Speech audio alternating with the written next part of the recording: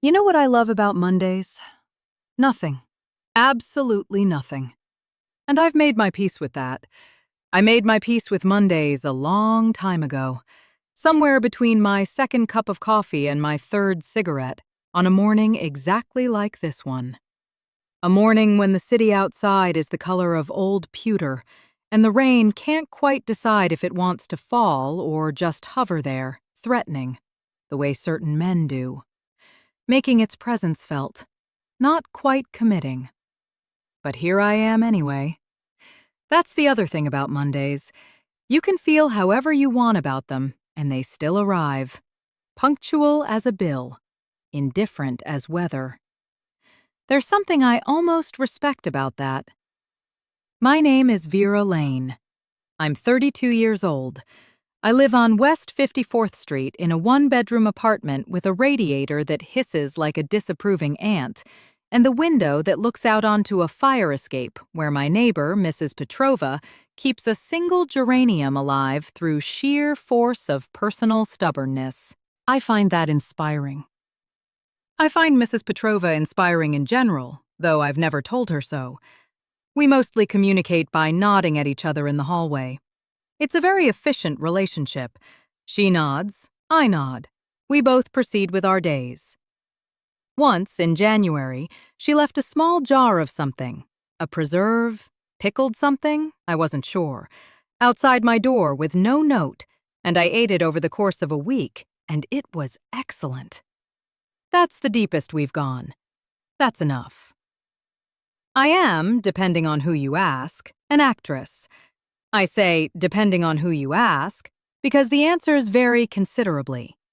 Ask the man at the talent agency on 45th Street, and he'll tell you I have a look, by which he means my cheekbones, which I did not pay for and did not choose, but which apparently carry a great deal of weight in his professional estimation. Ask the woman at the front desk of the studio on 48th Street. Her name is Dorothy. She's been there 12 years. She has seen everything. And she'll say, Vera Lane, sure, she's working, which is Dorothy's highest form of compliment. Ask my landlord, Mr. Caruso, and he'll tell you I'm a nice girl who always pays on time and never makes noise after 10 o'clock, which has everything to do with my fundamental character and nothing to do with the fact that I am generally not home after 10 o'clock.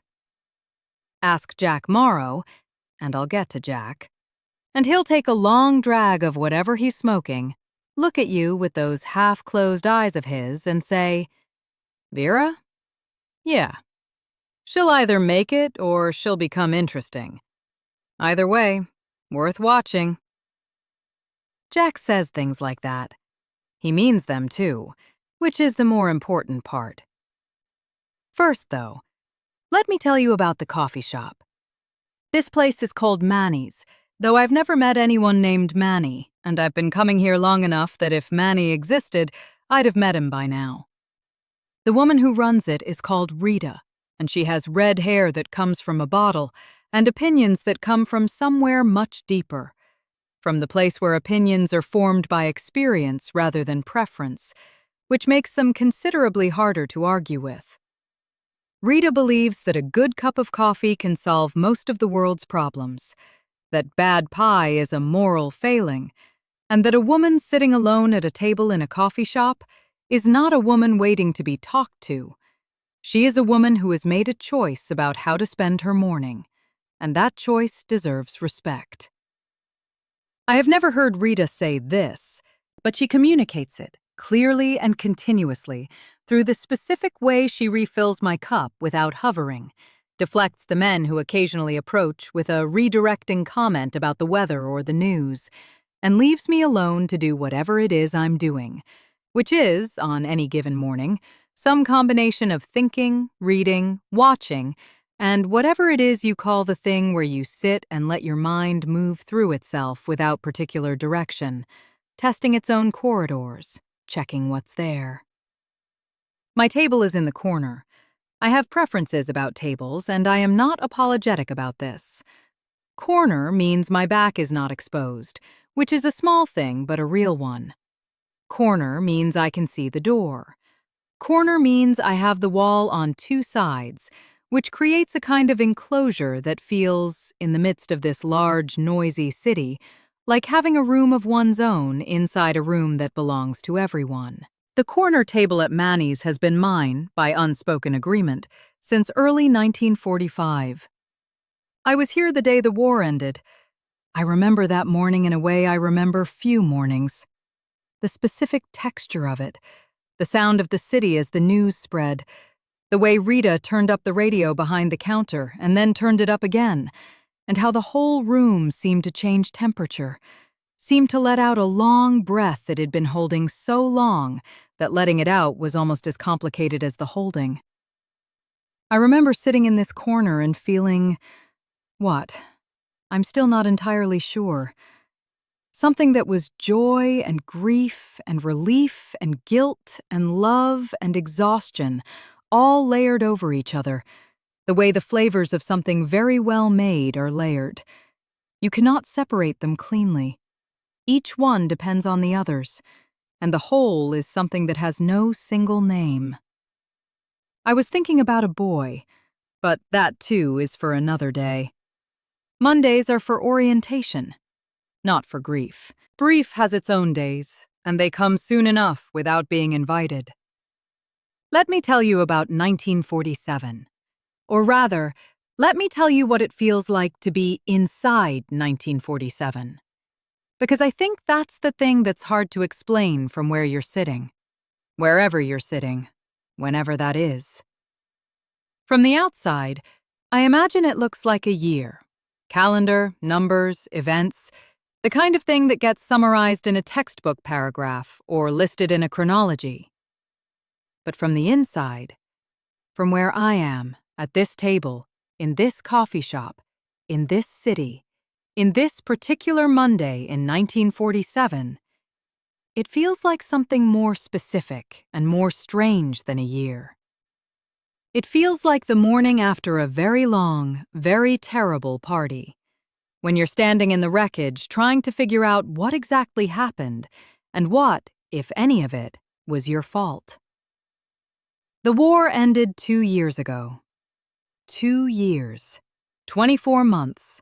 700 and some days, give or take, since the boys started coming home, or since we learned they weren't coming home.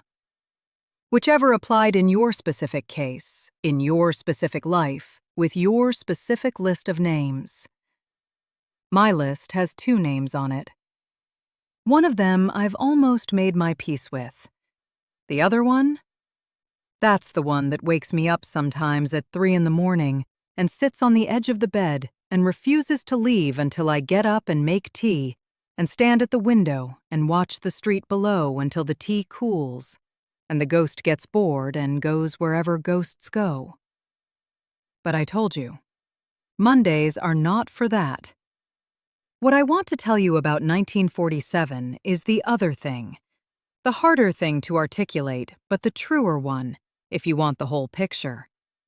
It is a year of enormous, complicated hope. I know that sounds strange, hope with complications attached. But that's the only kind worth talking about. The simple kind is just wishful thinking that's put on better clothes. The hope I mean is the kind that has been through something, the kind that knows the cost of what it took to arrive here. The kind that is sitting in this coffee shop on a Monday morning, drinking this coffee, and thinking about Thursday, because Thursday is when the thing that might matter is going to happen. And the reason I can still believe something might matter is precisely because I have not stopped believing it through 2 years of recovering and rebuilding and figuring out how to be a person in a city and a world that are also recovering and rebuilding. Hope as practice, not as feeling. The feeling comes and goes, some days 60%, some days less. But the practice is the thing you do regardless of the percentage. I get up. I drink the coffee. I go to the audition. I come back to this corner table. That's 1947. Now, the city. You cannot talk about 1947 without talking about New York in 1947. And you cannot talk about New York in 1947 without first acknowledging that New York in 1947 is not a place so much as it is a continuous event. It does not pause. It does not sleep in any meaningful sense. It does not wait for you to be ready. It simply proceeds at full volume and speed, and you either match the pace or you get out of the way. And getting out of the way is, in practice, extremely difficult, because the city is arranged to funnel you into it rather than out of it, the streets moving you forward, always forward, toward the next thing, the next block, the next encounter, the next version of whatever you thought this day was going to be. I love it. I have loved it since I was a girl growing up in a part of the city that was scrappier and louder and less picturesque than Midtown, but that had the same quality, the same relentless forward motion, the same sense that something was always about to happen, and you had better stay awake if you wanted to be there when it did.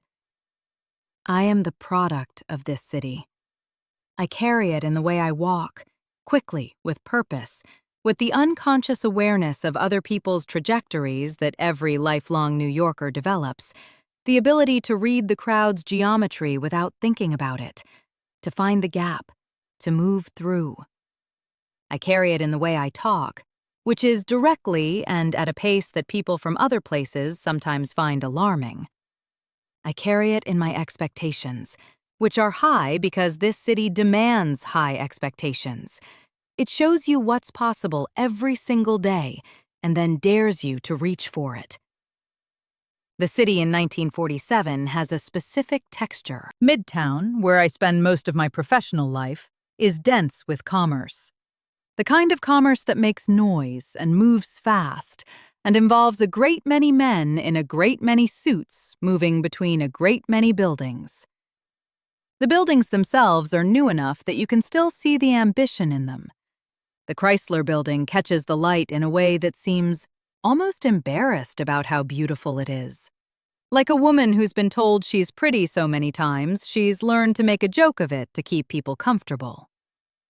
The Empire State Building is simply there, which is its form of majesty.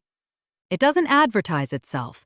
It simply exists at a scale that makes the rest of the city look like it's in the distance, even when it isn't. The streets smell of things I couldn't enumerate individually, but that add up to an unmistakable total.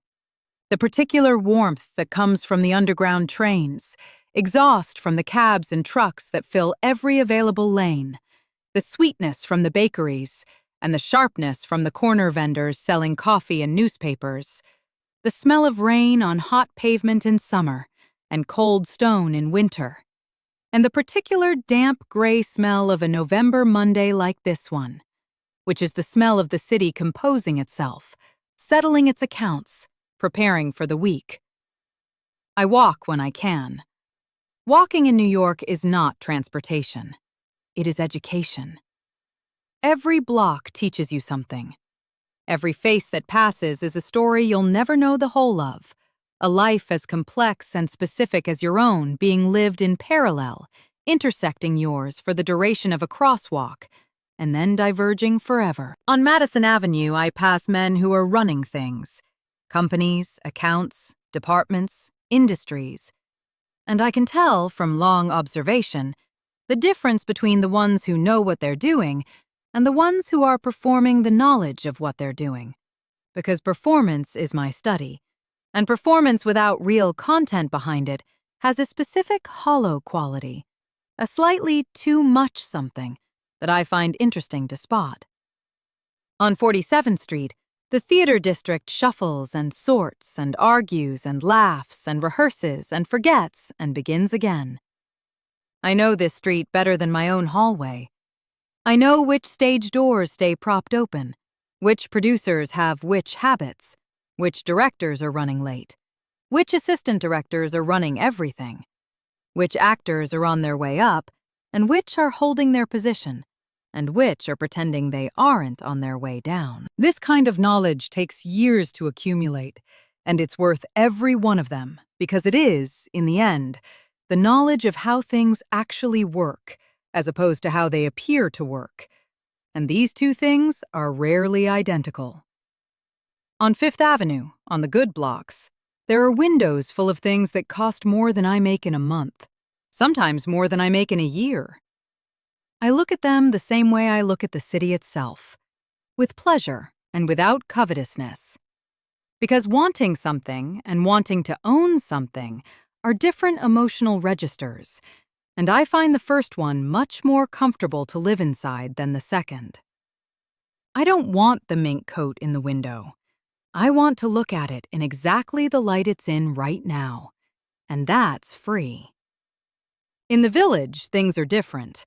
The village is where the city talks to itself, where the artists and the writers and the musicians and the people who don't fit the categories work out what they think about the world in real time, in coffee houses and bars and apartments where the windows are always slightly open and someone is always playing something. I go there sometimes, when I need a different kind of air, when Midtown's specific ambition starts to feel like a room that's been closed too long. When I need to remember that the world is also made of people who are trying to figure out what to say, rather than people who already know and are trying to get someone to pay them for knowing. I have a friend in the village, Elise, a painter, who lives in a building so narrow it looks like the buildings on either side are trying to squeeze it out of existence. Elise paints things that don't look like things. She paints color and structure, and something she calls the emotional geometry of space, which sounds like nonsense until you stand in front of one of her paintings and feel your breathing change. And then it sounds like exactly the right description.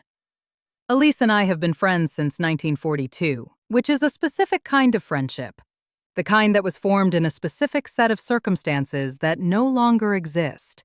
Forged in a particular wartime New York that was a different city from this one, a city running on adrenaline and fear and the strange solidarity that comes from shared uncertainty. We are still friends now because we chose to keep being friends after the circumstances that formed us changed, which is the choice that turns a situational friendship into a real one. I'll tell you more about Elise another day. She deserves a full day. Now, Jack Morrow. I said I'd get to Jack, and here we are. Jack Morrow is 41 years old, which sounds old until you look at him, and then it sounds about right. He has the kind of face that was probably handsome once in the conventional sense, the sense that appears in cigarette advertisements and studio photographs, the sense that requires a certain smooth arrangement of features and a jaw that makes the right kind of shadow, and has since become something more interesting. A face that has been lived in, pressed on from the inside by all the things that happened in it. The jaw still works, the eyes still catch the light. But there's something in the set of his mouth, some private negotiation he's been conducting with the world for a very long time, that makes you feel like whatever you bring to the table, he's seen something like it before and has an opinion. And the opinion is not unkind, but it is honest, and the honesty is the thing you come for. He's an actor, was an actor, is an actor. As I said, the grammar gets difficult with Jack. He had a moment in the late 30s, a few pictures out of Hollywood, the kind of roles where you're the second lead, the tough friend, the man who knows the score and tells the hero what he doesn't want to hear. He was very good at it. The specific kind of good that you can see even in a small role, where the character has maybe 12 lines, but each of them lands differently from how you expected, where the silence between the lines does more than most actors manage with full scenes. Good enough that people remembered him when he walked into a room, not quite good enough that the room reorganized itself around him. That's the distinction. The one nobody talks about and everyone understands. You're either the sun or you're a planet. The planets do fine.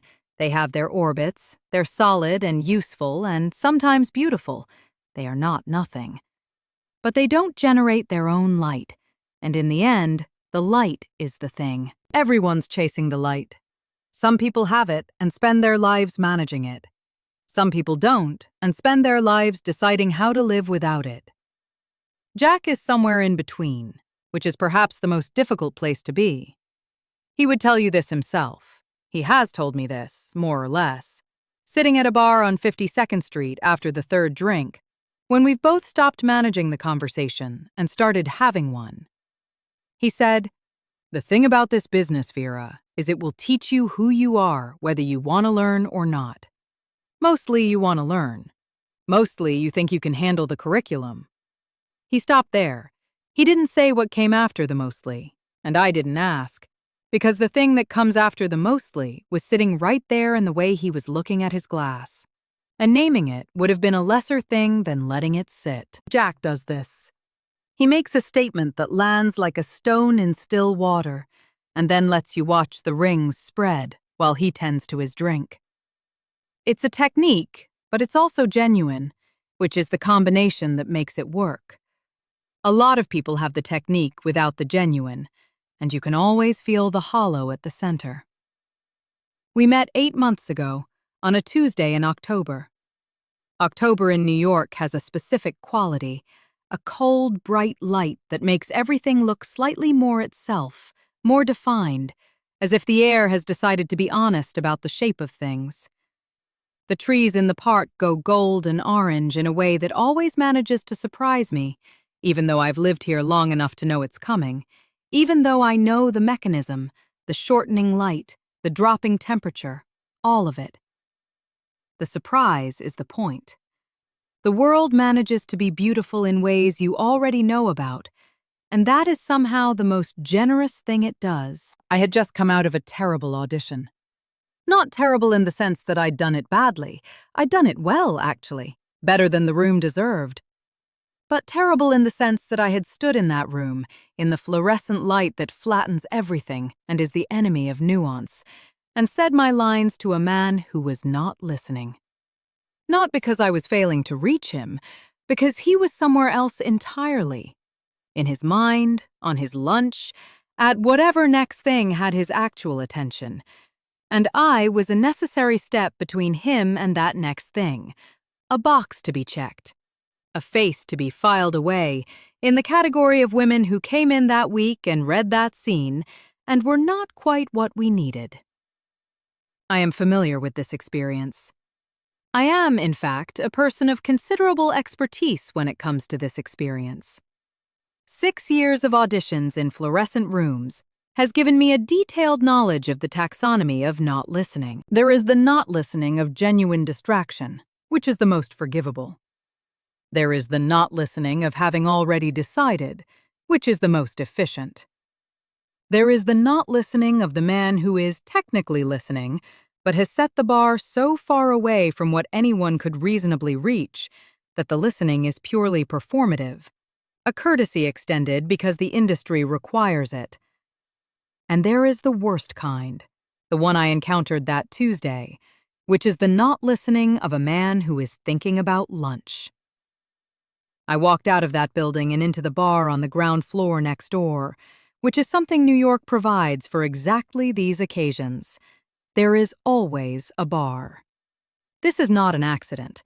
Someone, many someones across many years, in countless small acts of practical wisdom, has arranged the geography of the city so that whenever you need to sit down with a drink and reconstitute yourself, the means to do so is within a short walk, usually much shorter. This is the kind of infrastructure that doesn't get acknowledged in the history books, but should. I sat at the bar and ordered a whiskey, and I was not crying. I want to be clear about that. I was not crying. I was sitting with my whiskey and doing the thing you do after a bad audition that is not crying and is not despair and is not quitting. It's a kind of recalibration, a quiet internal process of taking the experience apart and sorting the parts into categories. What I did, what they did, what was in my control, what wasn't, what I'll do differently next time, what I'll keep exactly the same. Jack was 2 stools down. I didn't know him yet. I knew, in the vague way you know people who inhabit the same professional world, that he was an actor, that he'd been in pictures. that he had the particular quality of sitting at a bar that suggests this is not the first time and the whiskey is not strange to him. He was not drinking fast. He was not drinking slowly. He was drinking at the pace of a man who has sorted out his relationship with drinking and has arrived at an equilibrium. Not a cautionary tale, not a performance of restraint, just a man who knows what he's doing and does it. He looked at me. Once, not long, but the way he did it, the specific quality of the attention, was different from the man I'd just left in the fluorescent room. He was actually looking, actually seeing whatever it was he saw. He said, "You want to talk about it, or you want to not talk about it?" I said, "I want to not talk about it, but I want to be around someone who understands why." He nodded, slowly, like he was checking the answer against something and it passed. "That's the right answer," he said. And that was the beginning of Jack Morrow.